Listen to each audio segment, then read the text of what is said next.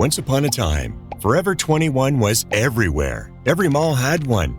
Every teenager had at least one bright yellow bag crammed with ultra-affordable outfits. It was the go-to store for on-trend, disposable fashion. But those glory days, they didn't last. Rapid expansion, public scandals, and changing customer habits all played their part. And then, after the years of struggle and a failed comeback attempt, Forever 21 finally hit the wall, filing for another bankruptcy in March 2025 that left customers and investors reeling. What happened to one of America's most iconic fast fashion brands? Let's look at the shocking story of Forever 21's rise, fall, and final collapse. Forever 21 was born in 1984 as Fashion 21, a tiny shop in Los Angeles owned by Korean immigrants Don Won Chang and Jin Suk Chang. The Changs had little more than their savings and a simple dream: sell affordable, stylish clothes that anyone could buy, and they nailed it. Within a year, Fashion 21 had raked in $35,000, a fortune for a mom-and-pop shop. The Changs kept reinvesting into new locations, riding the 80s and 90s shopping mall boom as they renamed the company Forever 21 and built a reputation for carrying the latest styles at rock-bottom prices. By the early 2000s, their empire was unstoppable. Girls crowded into Forever 21 stores for $10 tops and $15 dresses. By 2011, Forever 21 had more than 500 stores worldwide and was making nearly $4 billion a year. And for a brief, shining moment, Forever 21 ruled retail before the cracks began to show.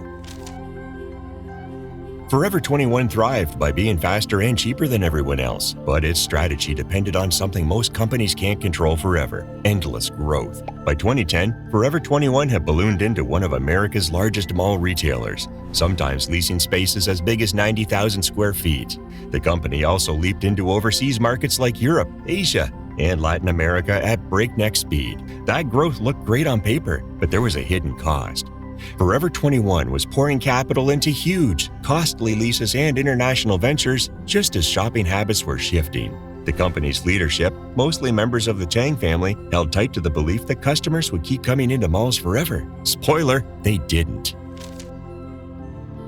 By 2015, online shopping was exploding, with Amazon and new fashion platforms like Fashion Nova luring customers away with personalized service and influencer marketing. Yet, Forever 21 barely had an online presence. Even as customers moved to Instagram to shop looks and trends in real time, Forever 21's website felt like an afterthought. Its product strategy, cramming racks with thousands of new pieces every week, left shoppers overwhelmed. And because most of those clothes were cheaply made and disposable, consumers were starting to care about sustainability. The rise of thrifting, Depop, and brands that embrace slow fashion further undercut Forever 21's appeal. The company that had once felt so fresh was looking outdated and expensive to maintain. Meanwhile, Forever 21's reputation took a serious hit. The company was sued more than 50 times for copy and designs, from small indie labels to fashion giants like Gucci and Puma. Allegations of sweatshop labor in its Los Angeles factories and underpaid garment workers sparked protests. Customers who'd once embraced Forever 21's bargain prices started questioning the true cost of their cheap clothes. And then came controversies like the lawsuit from singer Ariana Grande, who alleged the company had mimicked her likeness after she refused to do a brand deal. Forever 21 quickly settled most cases, but each one damaged its credibility. By 2019, Forever 21 was floundering. The company finally declared Chapter 11 bankruptcy in September of that year, closing hundreds of stores and retreating from international markets. Its founders were humbled, but they weren't giving up. Mall giants Simon Property Group and Authentic Brands acquired the company in 2020, hoping to breathe new life into it. Stores were downsized. An e-commerce relaunch was hyped up, and for a while, it looked like Forever 21 might stage a modest comeback. But behind the scenes, debt was still mounting. Retail foot traffic never fully recovered after the pandemic. Gen Z customers kept buying from trendier, more socially conscious brands, and management failed to differentiate Forever 21 in a world saturated with affordable, online fast fashion. That's why, in March 2025, Forever 21 filed for bankruptcy once again, this time Chapter 7, signaling a full liquidation of its U.S. assets. News broke that over 200 remaining stores would close, employees were given notice, and liquidation sales began. Unlike 2019, there was no talk of rescue or restructuring. This was the end of Forever 21 as we knew it. Analysts weren't shocked. The company was burdened by years of underperforming stores and declining brand relevance. Even the 2020 buyout couldn't undo structural problems, like expensive mall leases and an aging business model that had already pushed Forever 21 past its sell-by date. Forever 21 failed for many reasons, but most come back to one word: stagnation. While the rest of retail evolved toward sustainability, influencer culture, and digital-first shopping, Forever 21 stayed mostly the same. Its leadership failed to plan for change and took too long to recognize customers' shifting values. More than anything, Forever 21's collapse is a cautionary tale for modern brands. In an industry built on trends, refusing to change can be fatal.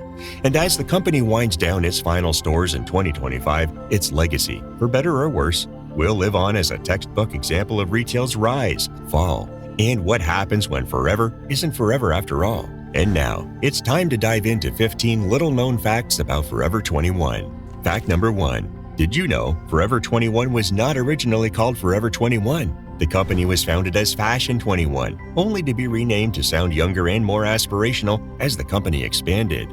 Number 2. Did you know Forever 21's founders, Do-Won Chang and Jin Suk Chang, immigrated to the U.S. from South Korea and had almost no retail experience before launching their first store in 1984? Fact number 3.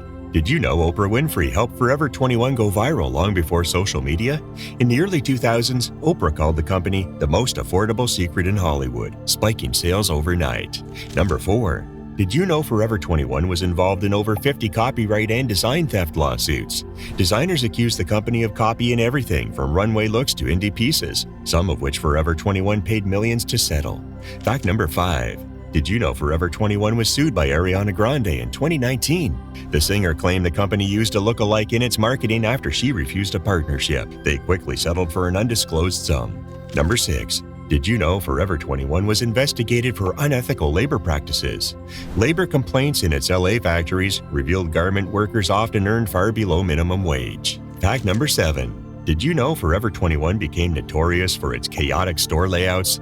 Stores often felt like treasure hunts, fun at first, but eventually overwhelming customers and earning it a reputation as messy and disorganized. Number 8. Did you know Forever 21 tried launching a beauty line called Riley Rose? The boutiques failed to attract a dedicated customer base and most closed within 2 years of opening. Fact number 9. Did you know Forever 21 briefly tried to launch menswear stores and even an activewear sub-brand?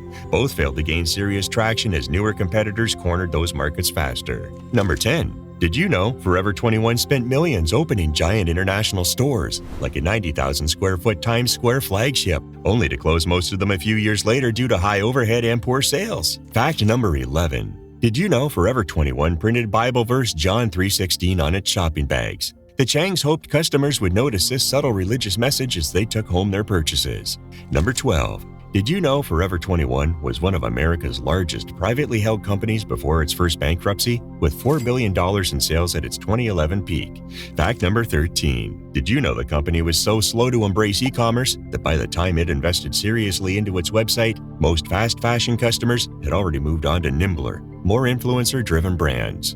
Number 14. Did you know Forever 21 was bailed out by Simon Property Group after its 2019 bankruptcy? Simon hoped that saving its anchor tenant would also help save malls, but the plan failed. And fact number 15. Did you know Forever 21 filed for another bankruptcy in March 2025, this time Chapter 7, signaling a full liquidation? Remaining stores are shuttering as you read this, marking the end of an era for one of America's most iconic fast fashion brands. Forever 21 rose faster than most companies could dream of, and then fell just as quickly. Its collapse reminds us that even the most iconic brands must evolve or perish. The fashion world never stands still, and those who refuse to keep up often pay the steepest price.